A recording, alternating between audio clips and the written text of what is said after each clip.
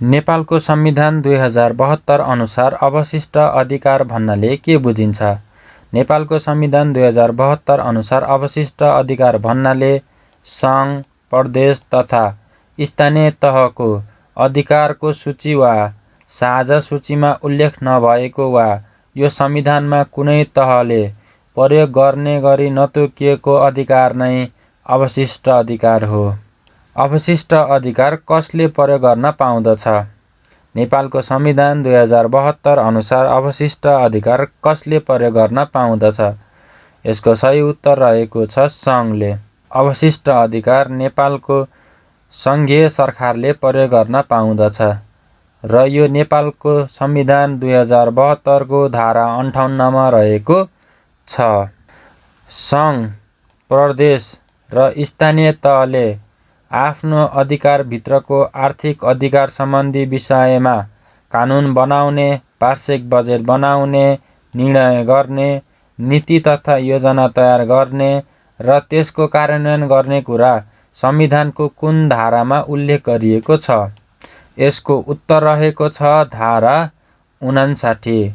नेपालको संविधानको धारा 59 मा सङ्घ, प्रदेश र स्थानीय तहले आफ्नो अधिकारभित्रको आर्थिक अधिकार सम्बन्धी विषयमा कानुन बनाउने, वार्षिक बजेट बनाउने, निर्णय गर्ने, नीति तथा योजना तयार गर्ने र त्यसको कार्यान्वयन गर्ने कुराको उल्लेख गरेको छ।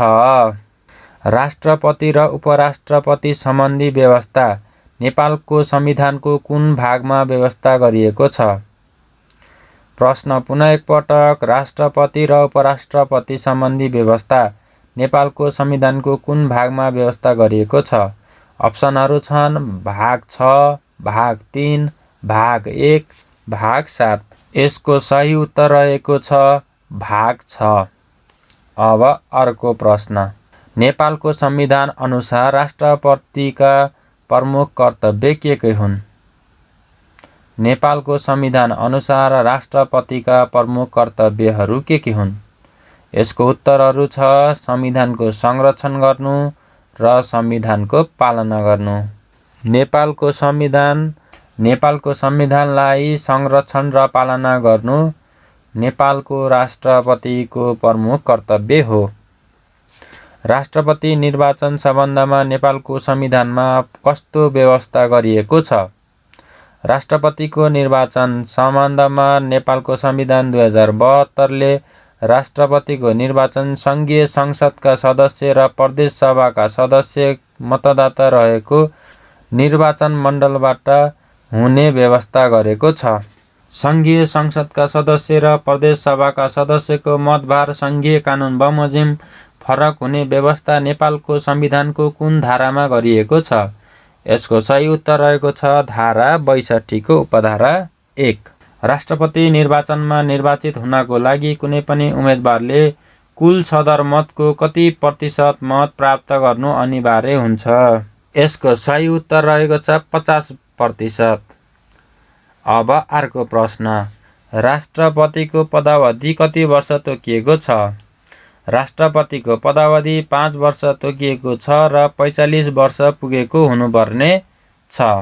नेपालको संविधान अनुसार राष्ट्रपति हुनको लागि के कस्तो योग्यता आवश्यक पर्दछ?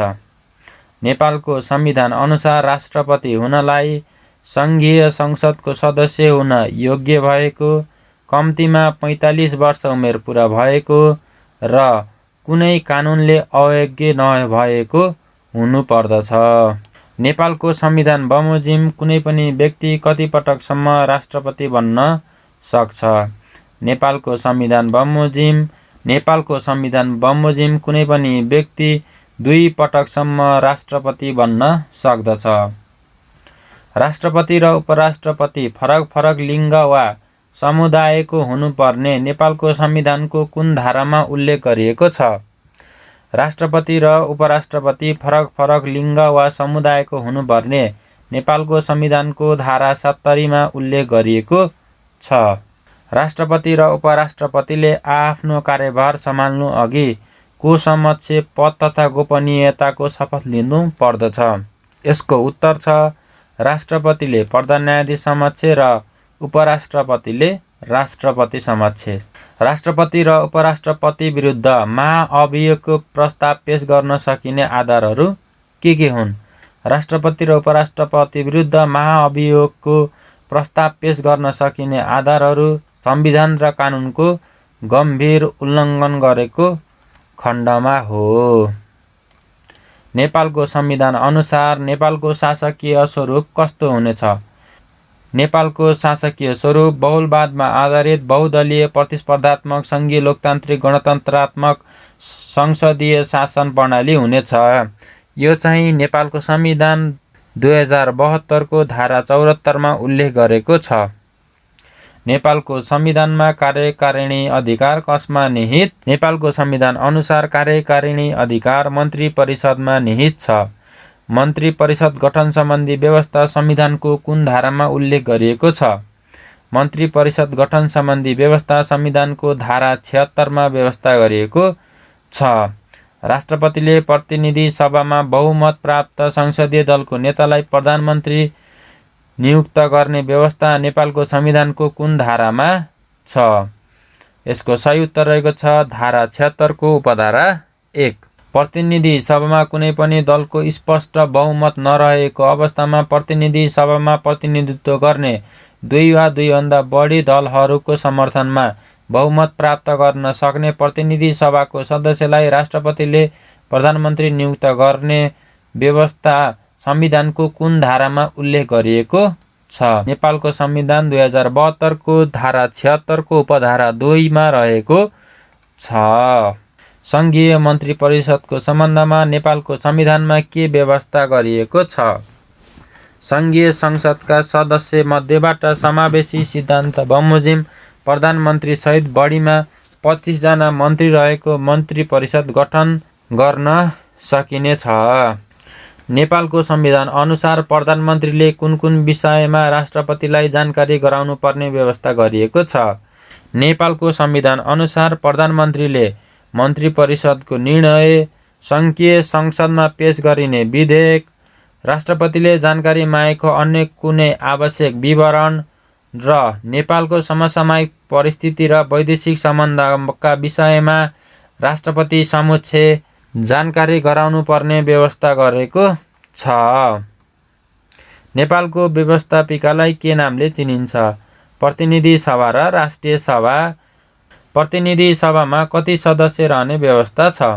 प्रतिनिधि सभामा 275 जना रहने व्यवस्था छ र राष्ट्रिय सभामा 59 जना रहने व्यवस्था छ। प्रतिनिधि सभामा 275 जना रहने व्यवस्था संविधानको धारा 84 ले गरेको छ, जसमध्ये प्रत्यक्ष निर्वाचित 165 र समानुपातिक तर्फबाट 110 रहने व्यवस्था छ। नेपालको संविधान अनुसार कस्तो नागरिकलाई मतदान गर्ने अधिकार हुन्छ? नेपालको संविधान अनुसार 18 वर्ष नागेकोलाई मतदान गर्ने अधिकार हुन्छ।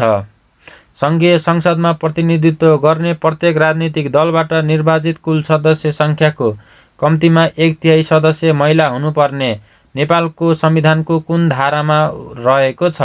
नेपालको संविधान 2072 को धारा 84 को उपधारा 2 मा यो व्यवस्था रहेको छ। नेपालको संविधान अनुसार प्रतिनिधि सभाको कार्यकाल कति वर्ष तोकिएको छ? नेपालको संविधान अनुसार प्रतिनिधि सभाको कार्यकाल 5 वर्ष रहेको छ। सङ्कटकालीन अवस्थाको घोषणा वा आदेश खारेज भएको अवस्थामा प्रतिनिधि सभाको कार्यकाल कति महिना थप गर्न सकिने व्यवस्था रहेको छ? यसको सही उत्तर हो 6 महिना। सदनको रूपमा रहने राष्ट्रिय सभाको कार्यकाल कति वर्ष तोकिएको छ? सदनको रूपमा रहने राष्ट्रिय सभाको कार्यकाल 6 वर्ष तोकिएको छ। राष्ट्रिय सभा कति सदस्य हुनेछ? राष्ट्रिय सभा 59 सदस्य हुनेछ, जसमध्ये 56 जना निर्वाचित भएर आउनेछन् भने 3 जना राष्ट्रपतिबाट मनोनित हुन्छन्। नेपालको संविधान अनुसार संघीय संसदका लागि कस्तो व्यक्ति योग्य हुन्छ? नेपालको संविधान अनुसार संघीय संसदको सदस्य बन्नलाई चाहिने योग्यताहरू रहेका छन्। नेपालको नागरिक, प्रतिनिधि सभाका लागि 25 वर्ष र राष्ट्रिय सभाका लागि 35 वर्ष उमेर पुरा भएको, नैतिक पतन देखिने फौजदारी कसुरमा सजाय नपाएको, कुनै संघीय कानुनले अयोग्य नभएको, कुनै लाभको पदमा बहाल नरहेको।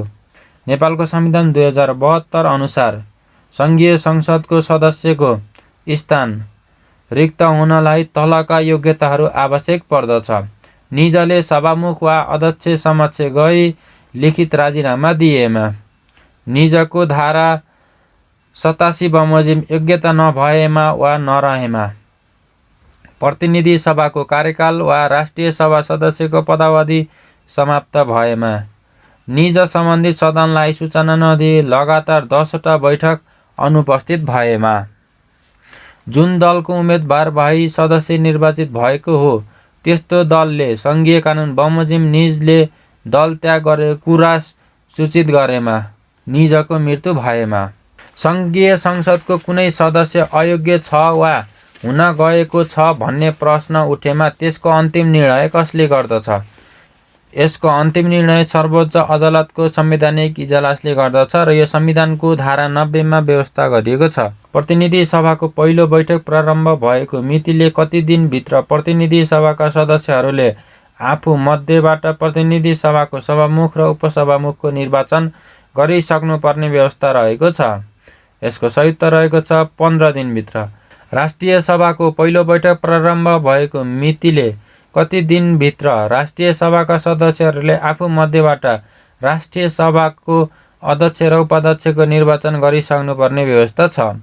यसको सही उत्तर रहेको छ 15 दिनभित्र। नेपालको संविधान अनुसार गणपूरक सङ्ख्या कति तोकिएको छ? नेपालको संविधान अनुसार गणपूरक सङ्ख्या सम्पूर्ण सदस्य सङ्ख्याको 1/4 सदस्य रहेको छ। सङ्घीय संसदको दुई सदनका बीचको कार्यप्रणालीलाई व्यवस्थित गर्न, कुनै विधेयकमा रहेको मत भिन्नता अन्त्य गर्न वा अन्य कुनै खास कार्यका लागि दुवै सदनको संयुक्त समिति कति समिति हुनेछ? प्रतिनिधि सभाका सदस्य 5 जना र राष्ट्रिय सभाका सदस्य 1 जनाको अनुपातमा समावेशिताको आधारमा बढीमा 25 जना सदस्य। प्रधानमन्त्रीले आफूमाथि प्रतिनिधि सभाको विश्वास छ भन्ने कुरा स्पष्ट गर्न आवश्यक वा उपयुक्त ठानेमा विश्वासको मतको लागि प्रतिनिधि सभा समक्ष प्रस्ताव राख्न सक्ने व्यवस्था संविधानको कुन धारामा उल्लेख गरिएको छ? विश्वास मतको लागि संविधानको धारा 100 मा व्यवस्था गरिएको छ। नेपालको संविधान अनुसार सरकारी विधेयक भन्नाले के बुझिन्छ?